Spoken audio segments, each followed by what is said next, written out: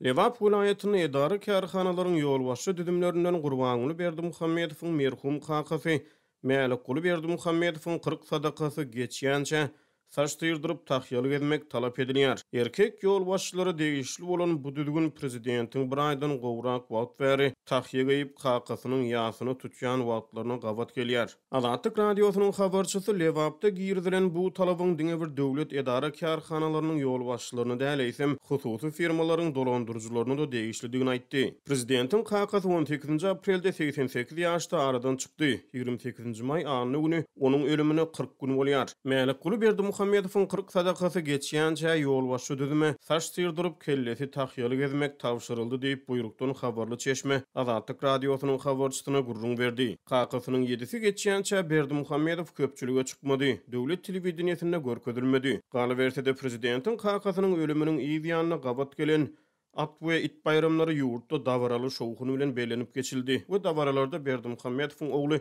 Serdar Berdimuhammedow öňe çykaryldy. Kakasynyň ölümünden bäri prezident onuň ogly Serdar we beýleki ýokary derejeli ýolbaşçylar jemgyýetçilikde tahyýa geýýär. Azatlyk radiosynyň habarçysyna görä Lewapda aýal büdjet işgärleri şol sanly mektep mollimleri gara renkli nagyşlar bilen bezelen ýaz ýaglyklaryny dakynýar.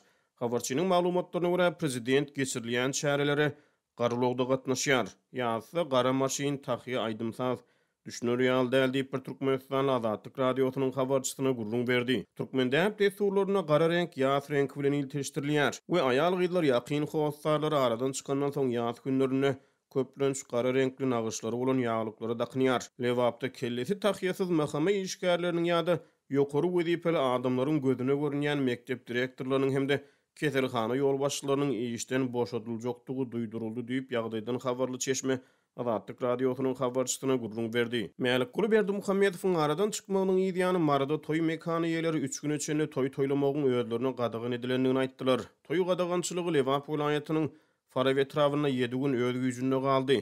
Şeýle-de häkimetler mary we Lewap vilayatlaryny merhumyň ýaz sadakalary üçin büdjet işgärlerinden pul toplady. Galabertede 24 aprelde vilayatlaryň yerli wekilleri şol sanly etnik azlyklaryň wekilleri öz milli libaslaryna prezidentiň kakasynyň bir ýaz sadakasyna gatnaşmaly edildi. Häkimetler merhumyň anyna akşamy ýaz sadakalary üçin may aýynda hem büdjet işgärlerinden pul toplamak işlerini dowam etdirdiler. Bu barada Azatlyk radiosynyň habarçylary maglumat berdi. Dowam edýän ykdysady kynçylyklaryň fonuna Türkmenistanyň büdjet işgärlerinden ol ýa-da beýleki sebäbi salgylanyp ýygyderli pul ýygnalýar. Mundan ozal häkimetler tebigaty gorumak üçin, paýty ýygym üçin, velosiped satyn almak üçin, prezidentiň portretlerini satyn almak üçin we beýleki ýagdaýlar boýunça büdjet işgärlerinden pul toplady. Ýöne marada we Lewapda ilkinji gezek prezidentiň maşgala meselesi üçin büdjet işgärlerinden pul ýygnaldy. Galabertede Türkmenistanyň Mälikuli Berdimuhammedowyň ölümünden soňra ýa-ni ýakyna prezidentiň ejesi Oglawat Kurraýewiň şahsiýet kultuny dawaralandyrmak işleri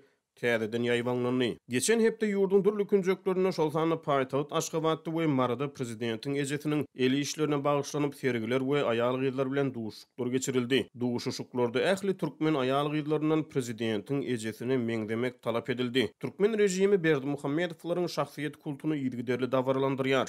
Munyň bilen baglylykda prezidentiň enatasy ogly we agtyklary şöhratlandyrylýar.